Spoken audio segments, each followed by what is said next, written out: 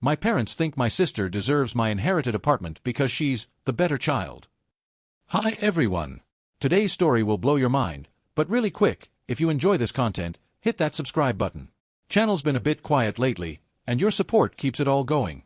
Let's jump in. Original post, 3 months ago.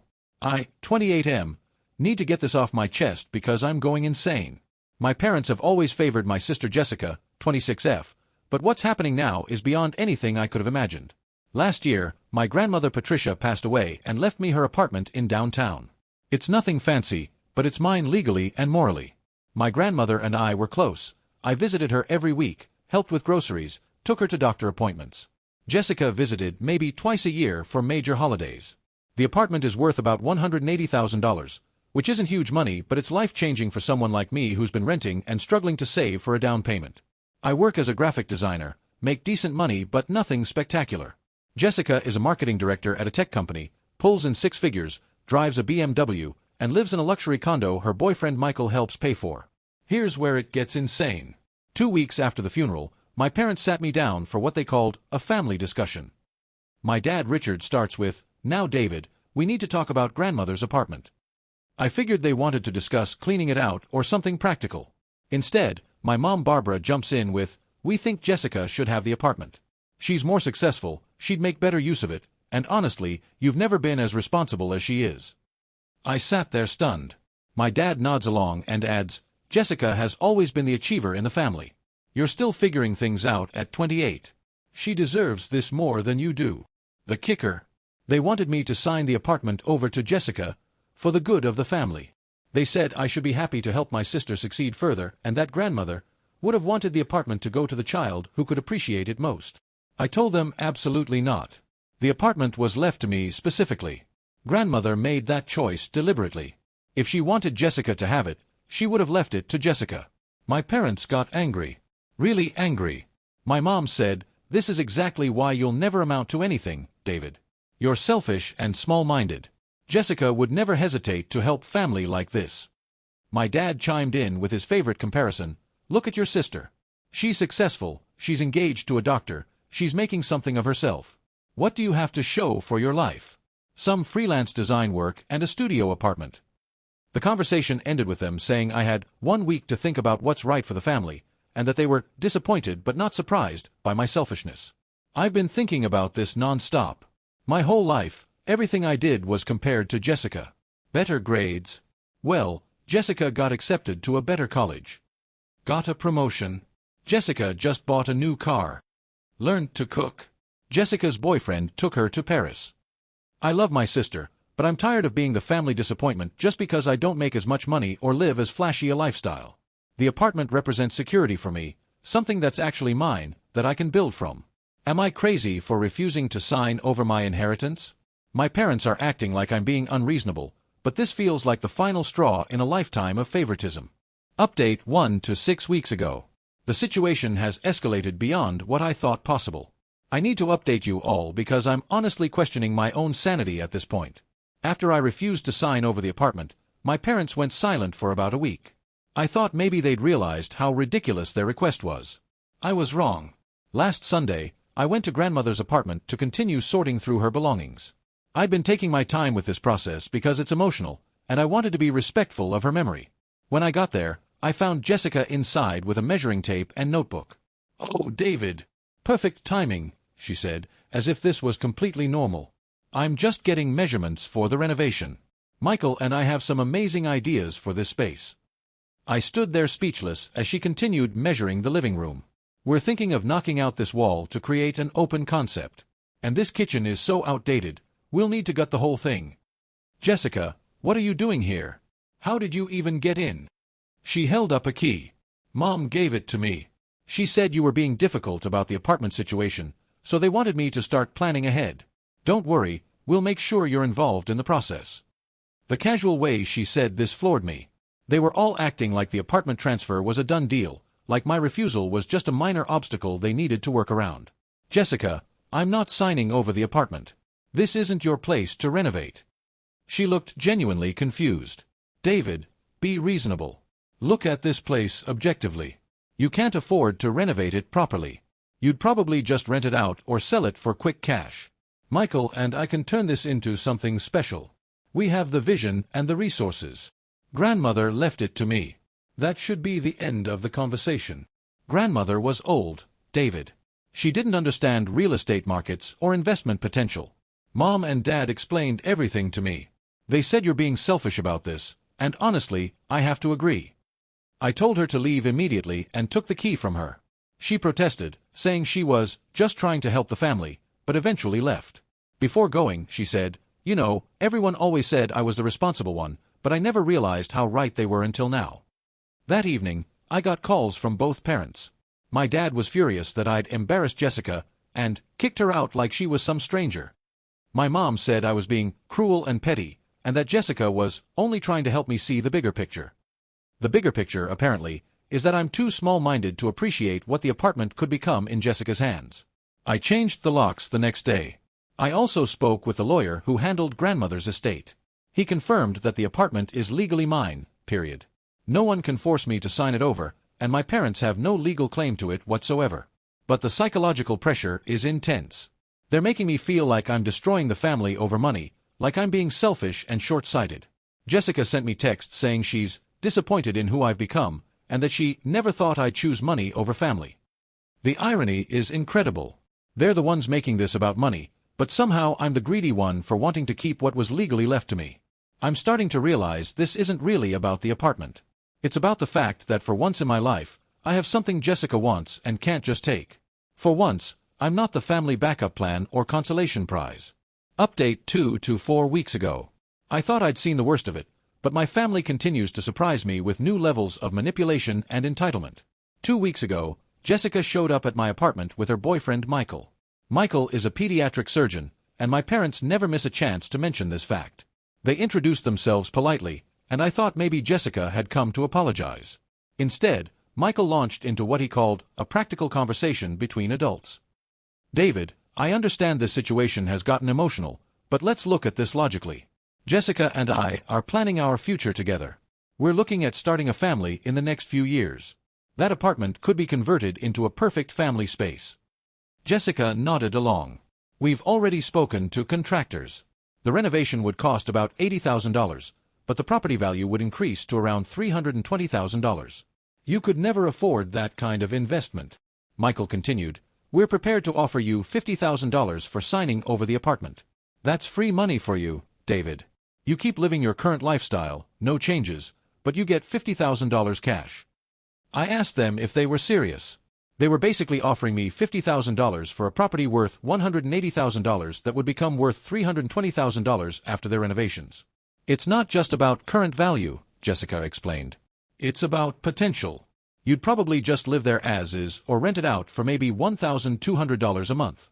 We're talking about creating something beautiful, something that honors grandmother's memory properly." The conversation went on like this for an hour. They had spreadsheets, renovation plans, neighborhood development projections. They'd clearly put serious thought into this presentation. When I refused again, Michael's tone changed. "David, I'm trying to be respectful here, but you're not thinking clearly. This is a generous offer for someone in your position. When will you get another opportunity like this?" "My position?" I asked. "Let's be honest," Jessica said. "You're 28, you're single, you live in a studio apartment, your income is inconsistent. This apartment is probably the most valuable thing you'll ever own. We're offering to turn it into something that benefits everyone." Michael added, "Jessica's parents are concerned about your decision-making lately. They think you might be going through something emotionally that's affecting your judgment." That's when I realized this wasn't just Jessica and Michael's idea. My parents had clearly been feeding them information about my finances, my lifestyle, my emotional state. They'd turned this into a family intervention where I was the problem that needed solving. I told them to leave, but Jessica kept pushing. "David, why are you being so stubborn about this? You're hurting the whole family over an apartment you didn't even earn. Grandmother gave it to you out of pity, not because you deserved it." "Pity?" I said. "Come on, David. Everyone knows you were grandmother's charity case. She felt sorry for you because you never got your life together like I did. She probably thought the apartment would force you to become more responsible." Michael looked uncomfortable at this point, but he didn't stop her. "The truth is, You're not equipped to handle this responsibility. Property ownership, taxes, maintenance, insurance, it's complicated. You'll probably mess it up and lose the apartment anyway. At least this way, it stays in the family. After they left, I sat in my apartment feeling completely drained. The systematic way they dismissed my worth as a person, the casual cruelty of Jessica's comments about grandmother's pity, the condescending assumption that I couldn't handle basic adult responsibilities, it was overwhelming. But it also clarified something for me. This isn't about the apartment anymore. It's about my family's fundamental belief that I'm less deserving, less capable, and less important than Jessica. The apartment just made that belief impossible to ignore. I called the lawyer the next day and asked about getting a restraining order if the harassment continued. He said it probably wouldn't be necessary yet, but he documented everything in case we need it later. I also started seeing a therapist. Not because my judgment is impaired like my parents apparently think, but because I need professional help processing a lifetime of psychological manipulation that I'm just now recognizing for what it is. Update 3 to 2 weeks ago. Last week, my parents ambushed me at my workplace. I work at a small design firm, and they showed up during lunch, asking the receptionist to see me for a family emergency. When I came to the lobby, they were sitting there with a folder of papers and said we needed to talk immediately. My boss, James, was concerned about the emergency and let us use his office. My dad spread out the papers on James's desk. David, we've been patient with you, but this has gone on long enough. We had lawyers draw up a transfer agreement. It's all here, ready to sign. The papers were legitimate legal documents transferring ownership of the apartment to Jessica. They'd actually paid lawyers to draft this. This is the fair solution, my mom said. Jessica gets the apartment, you get $75,000 cash, and the family stays together. Everyone wins. They'd increased their offer to $75,000, which they seemed to think was incredibly generous. We know you're struggling financially, my dad continued. $75,000 is more money than you've ever had at one time. You could pay off your student loans, get a better car, maybe even put a down payment on a small place outside the city. My mom added, Jessica deserves this apartment, David. She's accomplished, she's stable, she's building a real future. You're still trying to figure out what you want to be when you grow up. The fact that they did this at my workplace, in front of my boss, was deliberate. They wanted to create pressure, make me feel embarrassed, force me to just sign to end the awkwardness. I'm not signing anything, I said. And I need you both to leave now. David, be reasonable, my dad said. Look around you. This is a small office. You're probably making $40,000 a year here. Jessica makes more than that in bonuses alone. She can actually afford to maintain the apartment properly. My boss James had been trying to stay out of it, but he finally spoke up. Excuse me, but David is one of our most talented designers. His salary is his private business, but I can tell you he's valued here. My parents looked surprised that James had defended me. They're so used to everyone agreeing that Jessica is superior that pushback caught them off guard. My mom tried a different approach. David, sweetie, we're worried about you. This obsession with keeping the apartment isn't healthy. It's causing stress in the family, it's affecting your relationships. Maybe you should talk to someone. I am talking to someone, I said. A therapist. She's helping me understand psychological manipulation and gaslighting. The room went quiet. My dad's face got red. So now we're the bad parents because we want what's best for our children? You want what's best for Jessica, I corrected. You always have. That's not true, my mom said, but she couldn't look me in the eyes. We love you both equally. When was the last time you asked about my life without comparing it to Jessica's? When was the last time you celebrated something I accomplished without adding, but Jessica did X? They couldn't answer. The apartment stays with me, I said. Please leave. My dad gathered up the papers angrily. Fine, David. But don't come crying to us when this decision ruins your life. And don't expect us to bail you out when you mess this up. I wouldn't dream of it, I replied. After they left, James asked if I was okay. I explained the basic situation, and he was shocked.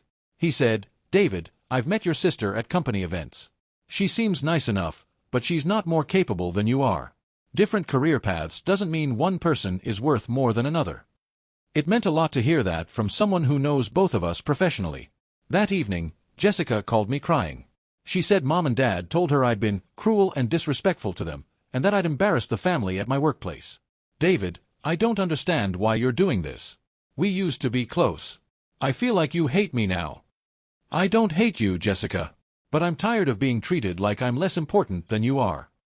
Nobody treats you like that. Jessica, 3 hours ago, Mom told me I'm still trying to figure out what I want to be when I grow up. Yesterday, you said grandmother gave me the apartment out of pity. Last month, Dad said I have nothing to show for my life. How is that not treating me like I'm less important? She was quiet for a long time. Finally, she said, I never meant to hurt you. But David, you have to admit, our lives are very different. I worked hard to get where I am. And I didn't. That's not what I meant. Then what did you mean? Another long pause. I guess I meant that my hard work paid off more than yours did. There it was. The core belief that my family holds. Jessica's success makes her more deserving of good things. My different path makes me less worthy of respect, consideration, and inheritance. Jessica, grandmother left me the apartment because she wanted me to have it. That's the only reason that matters. But David, you could do so much with $75,000. And Michael and I would take such good care of the apartment. We'd make it beautiful. It's already beautiful to me because it was hers. She started crying harder. I feel like I'm losing my brother over money.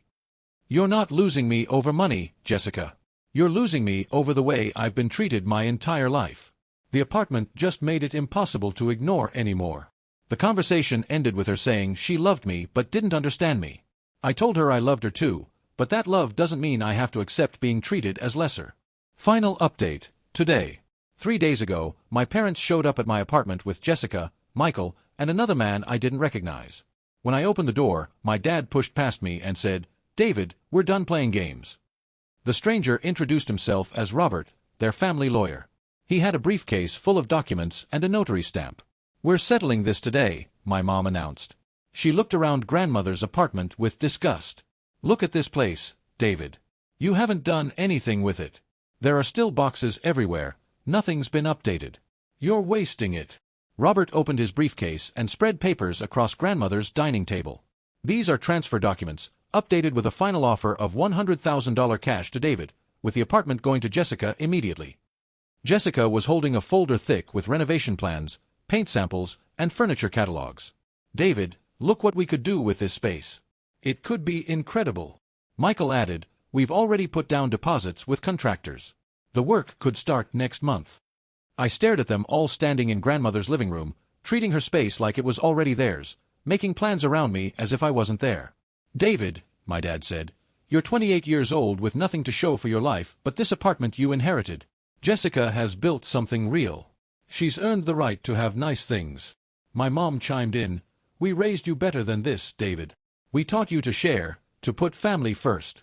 This selfishness isn't who we raised you to be. Robert, the lawyer, was setting up his notary materials. The papers are straightforward, David. You sign here, here, and here. We can have this finished in 10 minutes, and you can walk away with $100,000. I looked at Jessica, who was avoiding eye contact while flipping through her renovation plans. Jessica, do you remember what grandmother used to say about this apartment? She looked up, annoyed. David, grandmother said a lot of things. She said it was her sanctuary.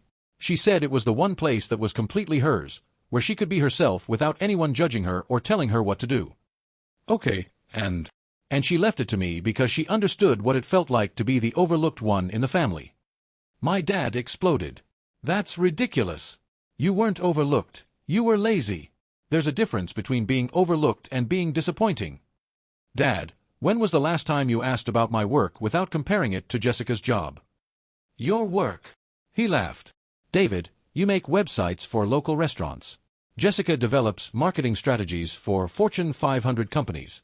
There's no comparison. Exactly, I said. There's no comparison because you don't value what I do.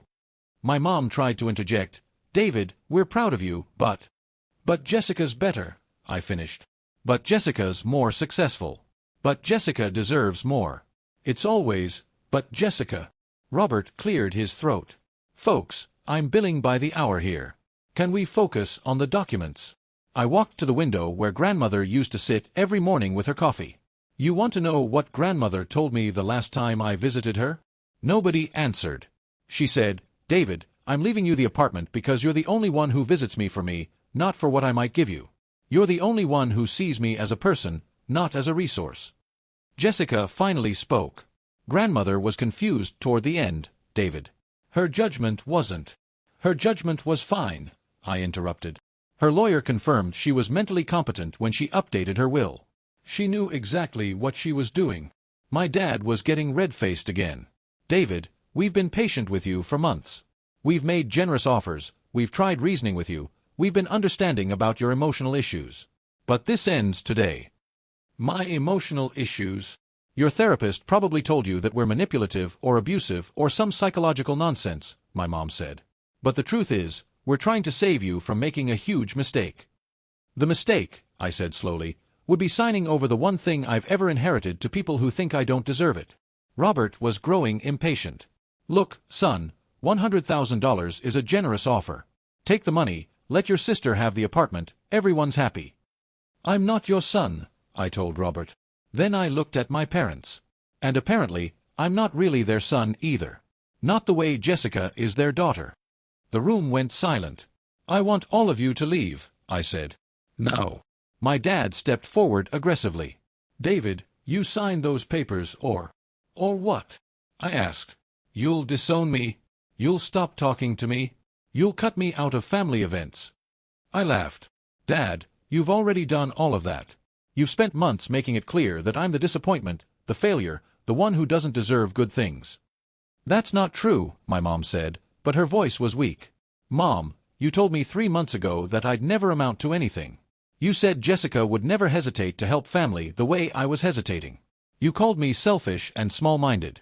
How is that not making it clear that you think I'm the lesser child? Jessica was crying now. David, I never wanted it to be like this. I thought it would be better for everyone if Michael and I had the apartment. Better for everyone except me, I said. You'd have $100,000. Jessica, the apartment is worth $180,000 now, and you're planning $80,000 in renovations that would make it worth $320,000. You're asking me to give up $140,000 minimum so you can have something nice. How is that fair?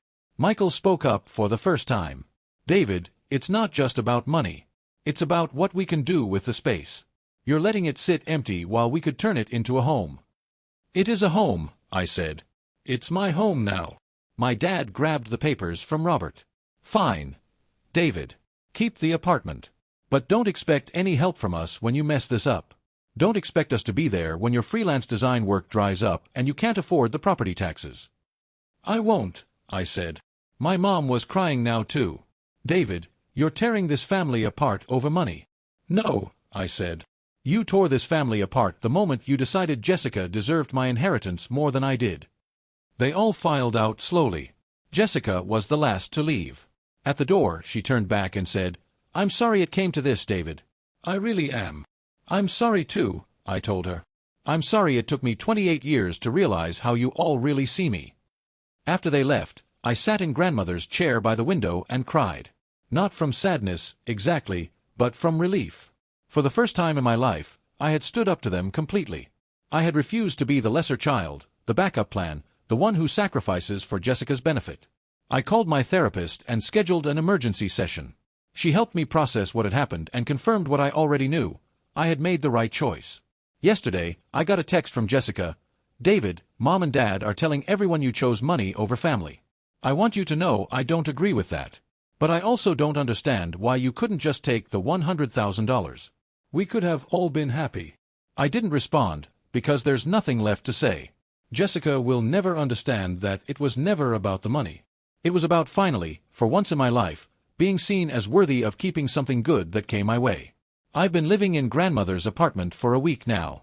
I'm slowly unpacking her things, keeping what has meaning, donating what doesn't. I'm painting the walls colors she would have liked. I'm making it mine while honoring who she was. The apartment feels like home in a way nowhere else ever has. It's quiet, it's peaceful, and it's mine. Nobody can take it from me, nobody can tell me I don't deserve it, and nobody can make me feel guilty for keeping it. My parents were wrong about one thing. I do have something to show for my life. I have self-respect, boundaries, and a beautiful apartment that my grandmother left me because she loved me and believed I deserved it. That's more than enough. Edit. A lot of people are asking about the $100,000 offer versus the apartment value. Yes, I know $100,000 is a lot of money. But the apartment is worth $180,000 now, and their planned renovations would make it worth $320,000. They were essentially asking me to subsidize their dream home renovation by giving up $220,000 in value for $100,000 cash. Beyond that, it was never really about the money. It was about a lifetime of being treated as the lesser child and finally having something that was definitively, legally mine that they couldn't take away.